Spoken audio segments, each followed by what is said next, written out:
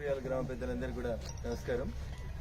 కేంద్ర ప్రభుత్వం నరేంద్ర మోడీ గారి నాయకత్వంలో కట్టెల పొయ్యి మీద వండుకుంటే ఆ తల్లులకు కష్టమవుతుందని చెప్పి గమనించి గ్యాస్ సిలిండర్ లేని ప్రతి పేద కుటుంబానికి దళిత గిరిజన బడుగు బలహీన వర్గాలకు సంబంధించినంత మటుకి అందరికీ కూడా గ్యాస్ సిలిండర్లు ఇప్పించేటువంటి కార్యక్రమాన్ని ప్రారంభించింది.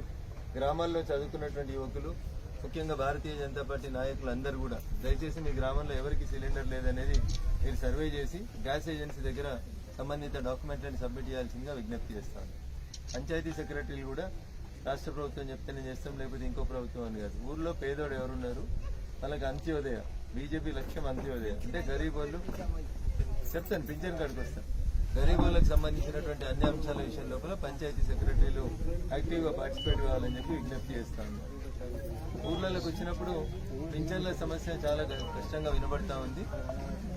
2018 నుంచి ఇప్పుడు ఏం రాదులే అయ్యా పింఛన్ ఆయనకి, ఎందుకు తోలుతున్నాయని ముందు మీ పింఛన్లు అన్ని కూడా కంప్యూటర్లలో పేర్లు ఎక్కున్నాయి. కొత్త పింఛన్లు రెండోసారి ముఖ్యమంత్రి అయినాక ఇప్పటిదాకా కొత్త పింఛన్లు రాలేదు. ఎప్పుడు అడిగినా ఈ నెలలు ఇస్తాం, వచ్చే నెలలు ఇస్తాం, వచ్చే నెలలు ఇస్తామని 3 ఏళ్ల నుంచి 3 ఏళ్ళైంది. 3 ఏళ్ల కొల కొత్త పింఛన్ వస్తలేదు. కొద్దిగా ఓపిక పట్టు. అందరికీ పింఛన్లతో పాటు నీకు కూడా పింఛన్ ఇప్పిస్తాం. 20 లక్షల మందికి పింఛన్లు రావాలి. ఈ నెల అవుతాయి, ఆ నెల అవుతాయని చెప్తా ఉన్నారు. ప్రభుత్వం ఇస్తుందని ఆశపడదాం, సాధ్యమైనంత తొందర చూద్దాం.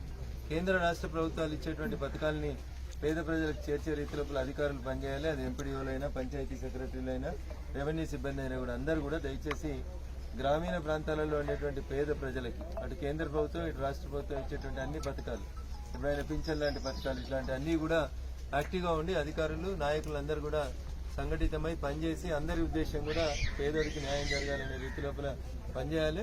ఆ దిశగా ఇందుప్రియాల్లో ఉన్నటువంటి మా భారతీయ జనతా పార్టీ నాయకులందరూ కూడా ముందుకు వచ్చి గ్రామంలో ఉన్నటువంటి మా అక్క చెల్లెళ్ళకి సిలిండర్లు ఇప్పించేటువంటి కార్యక్రమాన్ని చేపట్టిండ్రు.